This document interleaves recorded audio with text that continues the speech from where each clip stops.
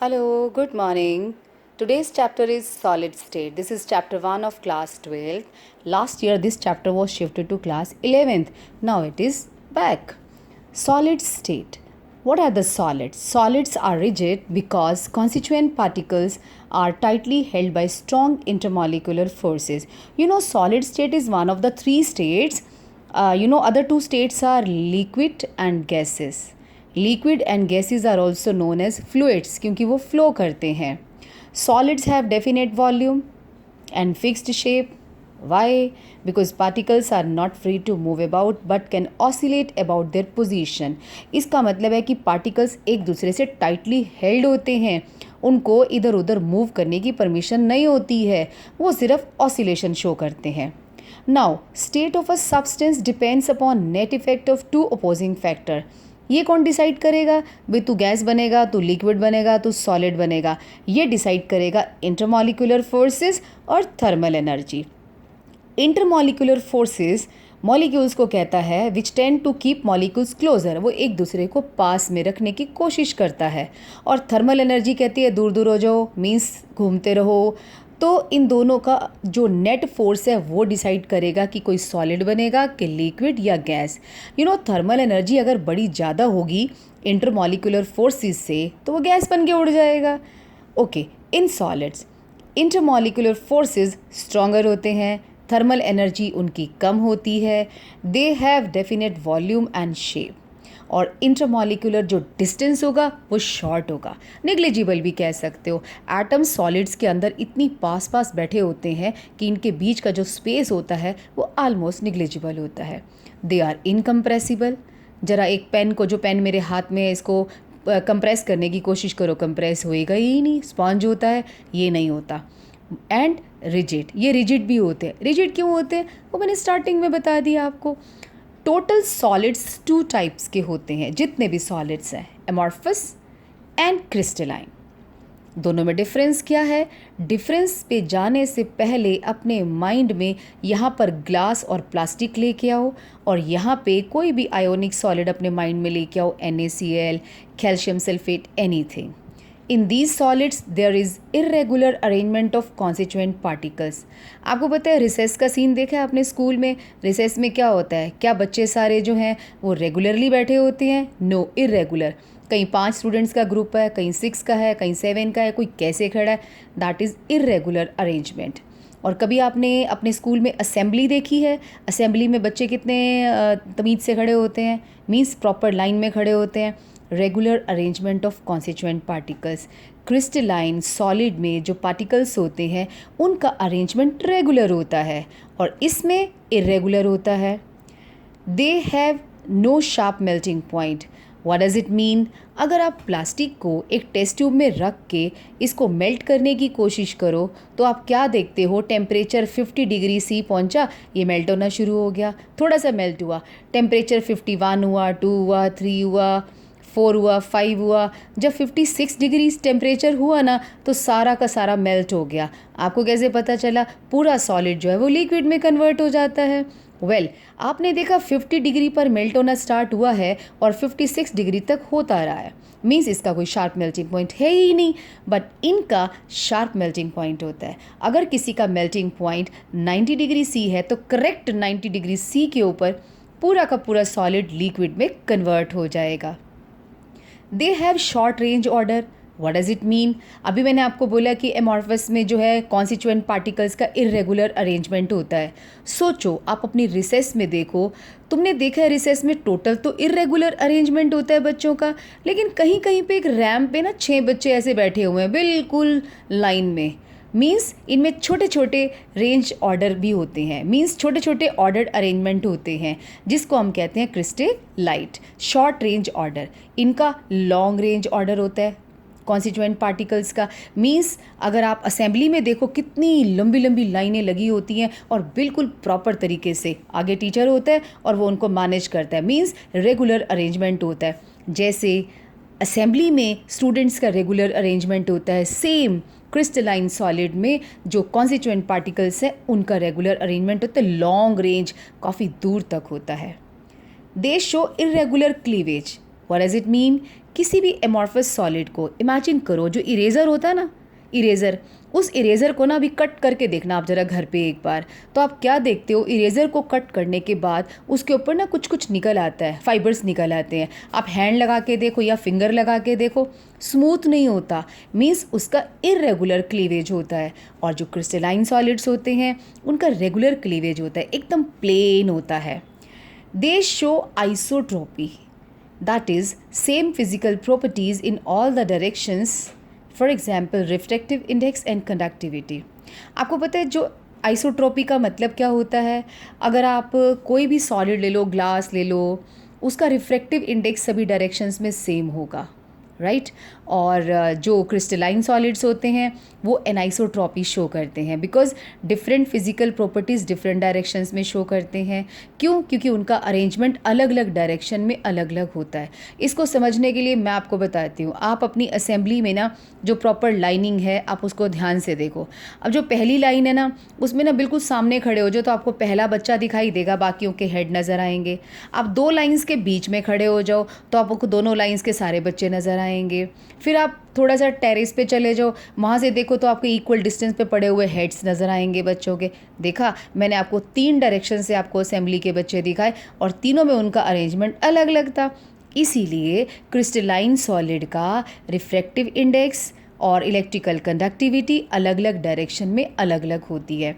ऐसा ना एक AgI के बारे में क्वेश्चन आता है कि AgI एक सॉलिड है, इसकी डिफरेंट डायरेक्शंस में इलेक्ट्रिकल कंडक्टिविटी अलग अलग होती है।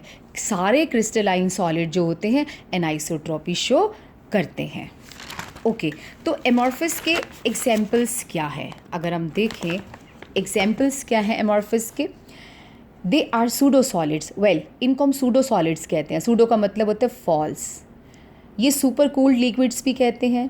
एग्जाम्पल है glass, cellophane, polyurethane, plastic, rubber. जितने भी पॉलीमर्स हैं सारे के सारे इस कैटेगरी में फॉल करते हैं। वो सारे के सारे सूडो सॉलिड्स होते हैं, नकली सॉलिड्स, झूठे solids, but they are true solids. Naphthalene, benzoic acid, KNO3, copper, metals etcetera.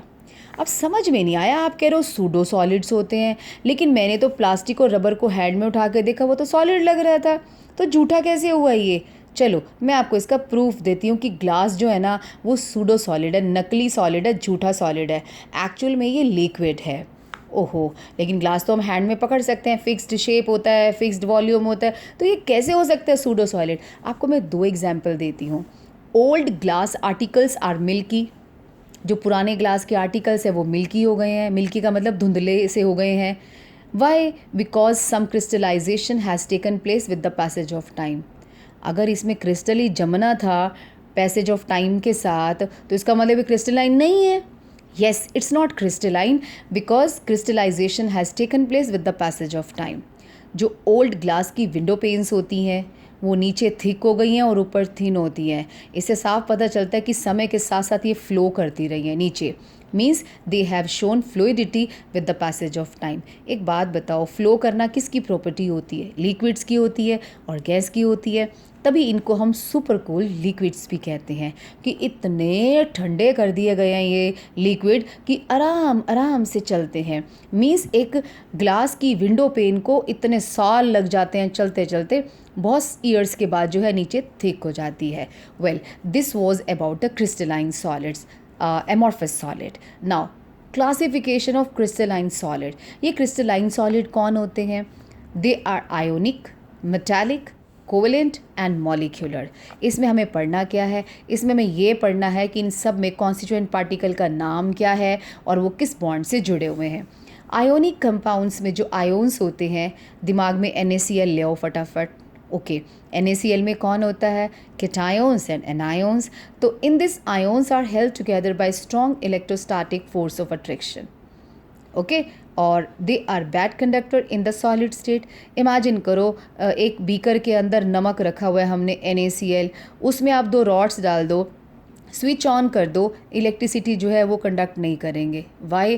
Because ions are very tightly held, they don't move but good conductor in the molten state. उसी salt को आप melt कर दो तो वो good conductor बन जाएगा. और एक्वस सॉल्यूशन में भी क्यों? क्योंकि वहाँ पर आयोन्स लूज़ हो जाते हैं, और जब आयोन चलता है, आयोन के चलने को ही तो करंट कहते हैं. सॉलिड स्टेट में टाइटली हेल्ड है, मूव नहीं कर सकते, इसीलिए बैड कंडक्टर होते हैं. They are brittle. ब्रिटल का मीनिंग होता है, आप एक नमक का टुकड़ा लो, मोटे वाला, काले नमक में आता है नॉर्मली, मम्मा से पूछना, ब्लैक सॉल्ट में, उसके ऊपर हैमर मारो, हैमर करो, हैमरिंग करोगे ना तो वो बिखर जाएगा, उसे ब्रिटल कहते हैं. Because bond is non directional. जो आयोनिक बॉन्ड होता है ना वो नॉन डायरेक्शनल होता है. Well, what are the examples? एक तो NaCl I have told you, ammonium chloride, potassium nitrate etcetera. Next solid is, ये सारे क्रिस्टलाइन सॉलिड्स हैं, जितने भी एग्जाम्पल नीचे पढ़ रहे हो ना, ये सारे क्रिस्टलाइन सॉलिड्स के आएंगे. दूसरा है मेटालिक. मेटल्स में कौन होता है? कर्नल्स होते हैं और इलेक्ट्रॉन्स होते हैं. They are held. इसमें कौन था? आयोन्स. इसमें कौन है? Kernels and electrons. They are held by strong electrostatic force of attraction. They are good conductor in the solid state. Yes, metal तो गुड कंडक्टर ही होंगे सॉलिड स्टेट में. Why so? Because they have free electrons, free mobile electrons. Now they are malleable. अगर इनकी hammering करेंगे तो sheet बन जाएगी. डक्टाइल्स, यानी कि इसकी वायर्स भी बनाई जा सकती हैं. एंड लस्ट्रस, चमकदार भी होते हैं जो मेटल्स होते हैं. Copper, brass is an alloy, means दो मेटल्स को मेल्ट करके मिक्स कर दो तो एलॉय बन जाता है. Zinc, iron etcetera. Covalent solids. Covalent solid में कौन होता है? अपने माइंड में ग्रेफाइट और डायमंड की पिक्चर लाओ जो आपने 10th क्लास में भी पढ़ी हुई है. उसमें क्या आएगा? देखो, ग्रेफाइट में carbon carbon are held by covalent bond. तो कार्बन कार्बन कौन है? एटम्स होते हैं. कोवेलेंट सॉलिड्स में जो एटम्स होते हैं they are held by covalent bond. They make giant network like structure, तभी इनको जाइंट नेटवर्क लाइक सॉलिड्स कह देते हैं. ये बैड कंडक्टर ही होते हैं. सॉलिड स्टेट में भी बैड कंडक्टर है, मोल्टन में भी बैड कंडक्टर है.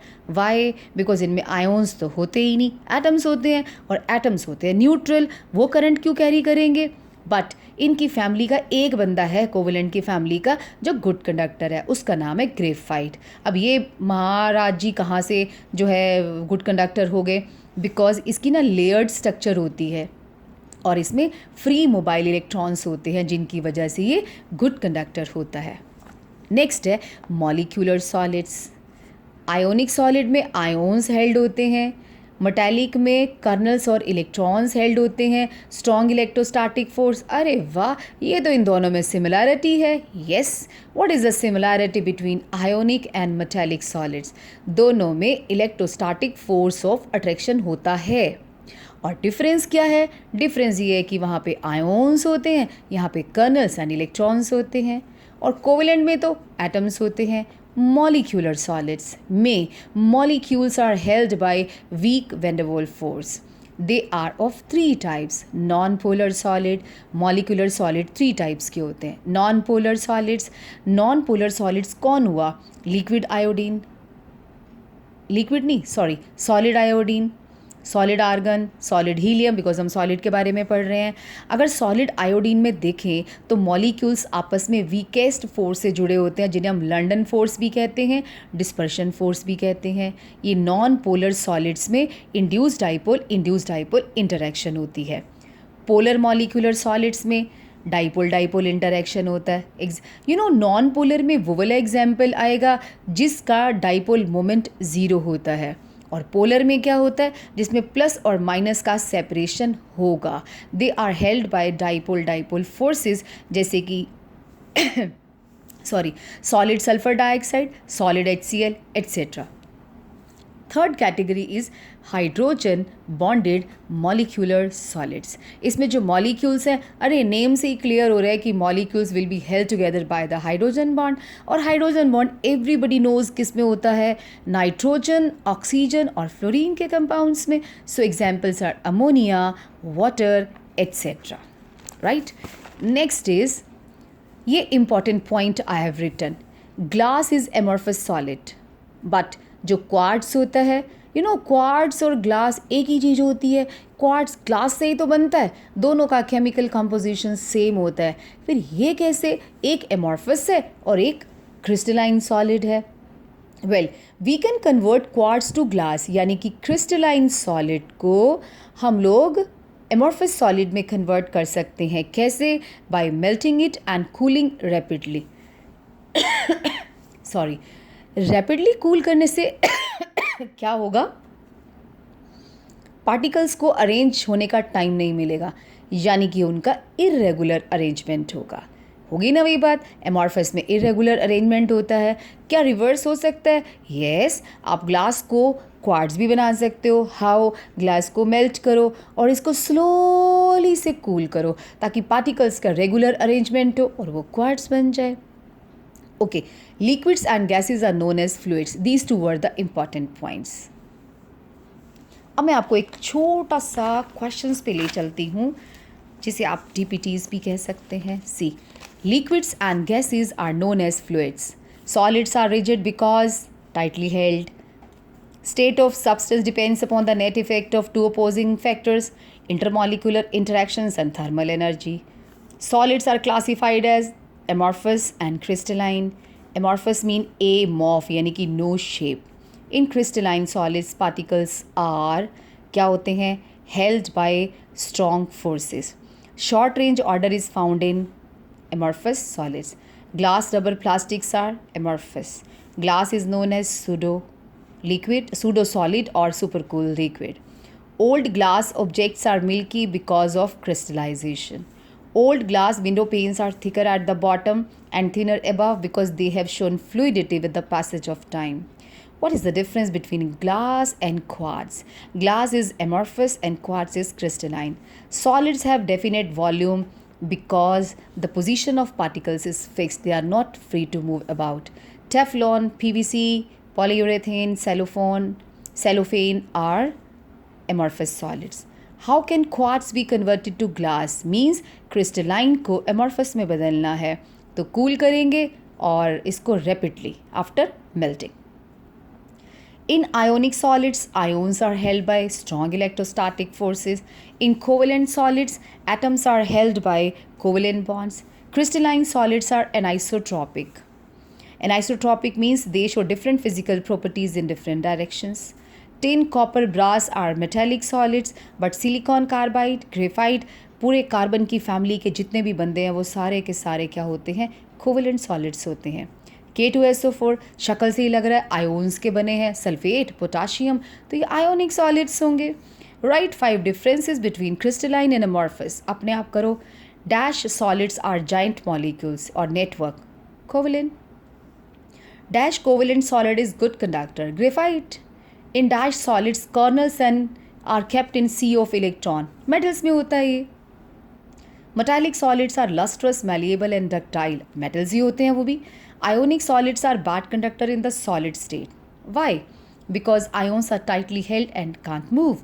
Why ionic solids are hard and brittle? Because interparticle forces are strong. Sorry. Brittle. Why brittle? Because the bond is non-directional. Next topic पे ले चलती हूँ आपको important points के बाद।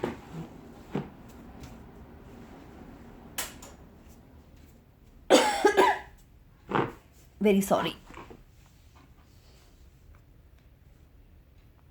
Crystal lattice and space lattice. It is a 3D arrangement of constituent particles in space. जब किसी solid में पार्टिकल्स, इमेजिन करो, यहाँ मैं आपको ये बताऊंगी, एक कार्टून ले लो, कार्टून करेक्टर नहीं, कार्टून यानी कि जिसमें सामान पैक होके आता है, उसके अंदर बॉल्स को पैक करने की कोशिश करो, बॉल्स को टाइटली पैक कर दो, 3D अरेंजमेंट बना दो, उसे हम क्रिस्टल लैटिस कहते हैं। डू यू नो सारे सॉलिड्स में जो कॉन्स्टिट्यूएंट पार्टिकल्स होते हैं वो बॉल्स की तरह तो होते हैं, स्फेयर बोलते हैं उनको क्लोजली पैक कर दो, उसे हम कहते हैं स्पेस लैटिस और crystal lattice. Unit cell, it is the smallest portion of the complete lattice which when repeated again and again gives the complete lattice. What does it mean? Imagine करो एक wall अपने घर की, उस wall को ध्यान से देखो, उसमें छोटा पोर्शन क्या है, किसको बार बार रखने से दीवार बनी थी? ब्रिक्स।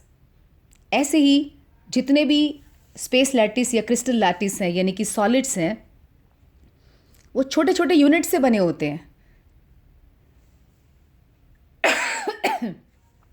उसी को हम कहते हैं unit cell. It is of following types. ये 2 टाइप्स का होता है, primitive and centred unit cell. Primitive का मतलब ओल्ड होता है, इसको हम SCC भी कहते हैं, सिंपल क्यूबिक सेल। इसमें कॉन्स्टिट्यूएंट पार्टिकल्स केवल सारे कॉर्नर्स पे पड़े होते हैं।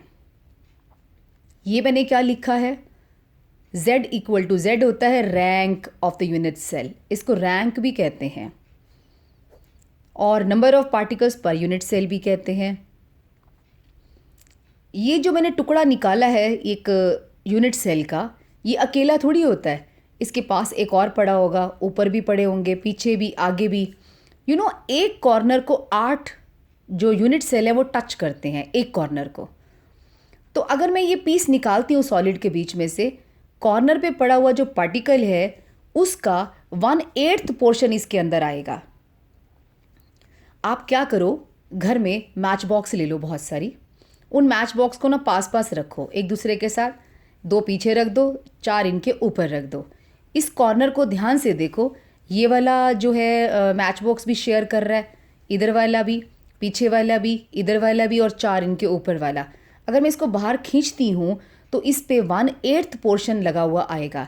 सो कॉर्नर पे जो भी पार्टिकल पड़ा होता है उसका 1/8 पोर्शन इसका होगा। तो बाकी 7/8 कहाँ गया? पड़ोसियों के पास। 7 पड़ोसी 7 यूनिट सेल ले गए, तो इसका रैंक क्या है? 8 × 1/8 equal to 1। Centred unit cell उन्हें कहते हैं जहाँ पर पार्टिकल कॉर्नर्स के अलावा कहीं और भी पड़े होंगे।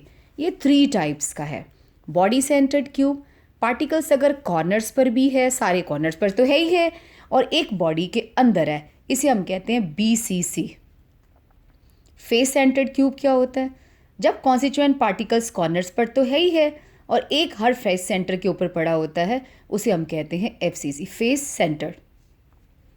मैच बॉक्स को अपने हाथ में रखो और देखो कॉर्नर्स कितने हैं, काउंट करो, 8, और फेसेस कितने हैं, 6। अगर मैच बॉक्स नहीं है तो बुक ले लो, तो मैं तुम्हें बुक दिखाती हूँ। ये बुक है, इसके ये 4 कॉर्नर्स दिख रहे हैं और 4 कॉर्नर्स नीचे होंगे, राइट। और बॉडी कहाँ है? बुक के अंदर चले जाओ, बॉडी एक ही होता है। इसका रैंक क्या होगा? 8 कॉर्नर्स, 8 × 1/8 प्लस 1, जो बॉडी के अंदर पड़ा है वो इसी का ही है ना, कोई पड़ोसी शेयर तो नहीं करेगा ना, सो एक्सक्लूसिवली इसी का है।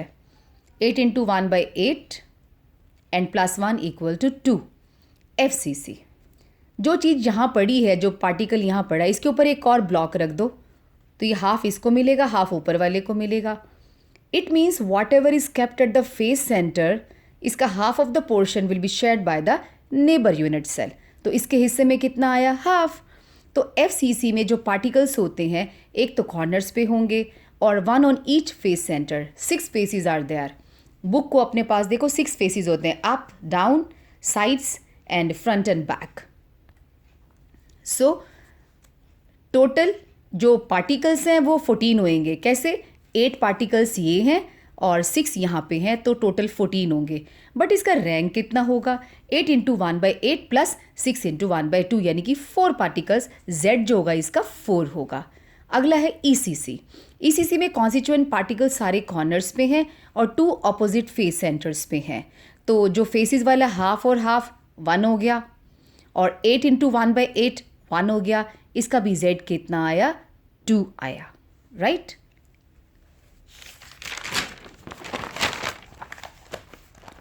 Then comes cell parameters. What are the cell parameters? 3 sides of a cell, ABC।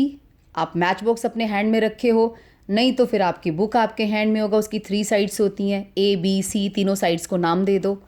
और उनके बीच के 3 एंगल्स, जो अल्फ़ा होगा वो B और C साइड के बीच में होगा, जो बीटा एंगल होगा वो A और B के बीच में होगा, जो गामा होगा वो A और B के बीच में होगा। बीटा हो गया आपका, बीटा B छोड़ना है A और C के बीच में, नॉट बी, ए और सी के बीच में जो होता है उसको काउंट नहीं करना।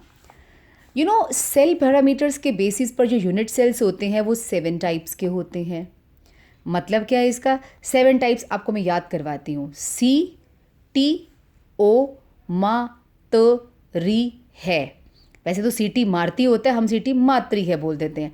सी टी यानी कि विसल, सी टी ओ मा त री है।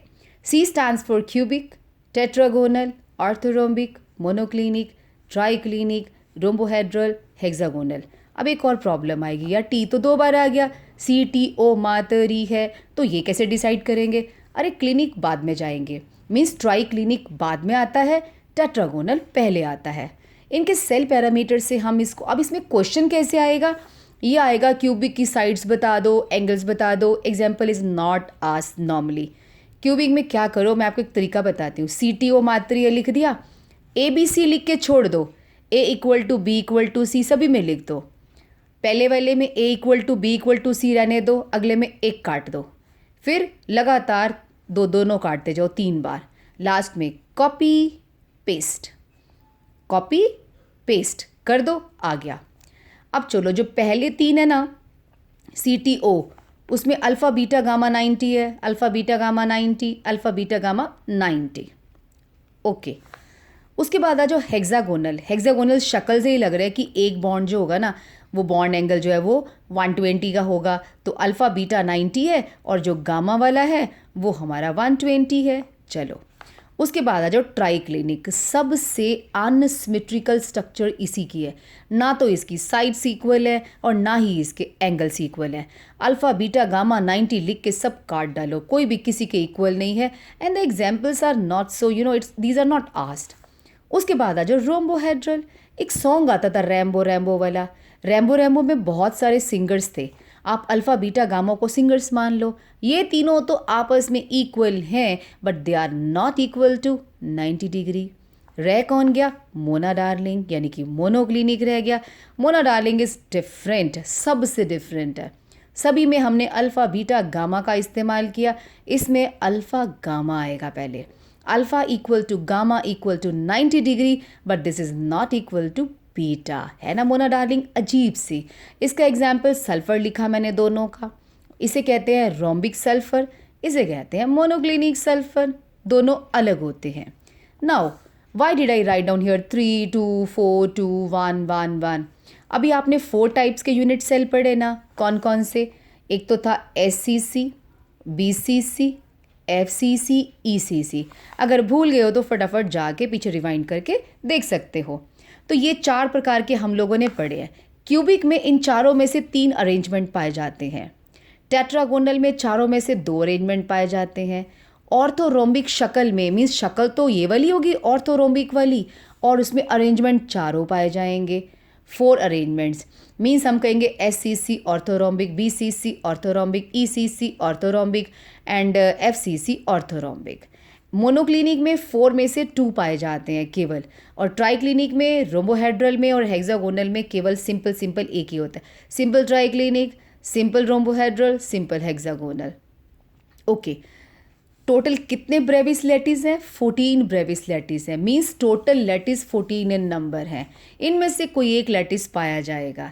अच्छा, मैच बॉक्स कैसी दिखती है? मैच बॉक्स की तीनों साइड बराबर नहीं होती हैं, येस, बट तीनों एंगल इक्वल होते हैं, येस, तो ऑर्थोरोम्बिक है। Match box has orthorhombic type of crystal structure.